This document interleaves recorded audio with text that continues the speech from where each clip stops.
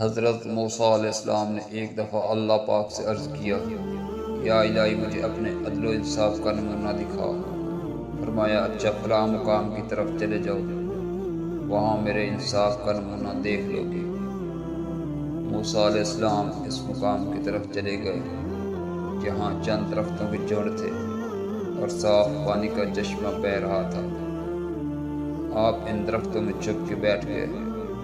گھوڑا سوار آیا، چشمے سے تھوڑا سا پانی پیا اور 1000 اشرفیوں کی تھیلی وہاں ہی بھول کر چلا گیا۔ اتنے میں ایک کم سن آیا اور وہ تھیلی اٹھا کر چلتا بنا۔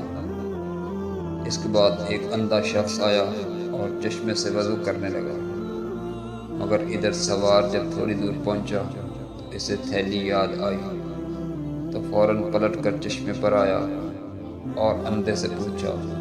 اس نے کہا، مجھے کوئی خبر نہیں، میں نے کوئی تھیلی نہیں اٹھائی۔ اس پر سوار کو غصہ آیا اور اس نے اندھے کو قتل کر دیا۔ موسیٰ علیہ السلام سب ماجرا دیکھ رہے تھے۔ اللہ نے وحی بھیجی کہ موسیٰ تعجب کی کوئی بات نہیں، کم سن لڑکے نے اپنا حصہ پا لیا، کیونکہ گھوڑ سوار نے اس لڑکے کے باپ سے 1000 اشرفیاں ظلماً چھینی تھی اور اندھے نے سوار کے باپ کو ناحق قتل کر ڈالا تھا، تو ہر ایک حقدار کو حق مل گیا۔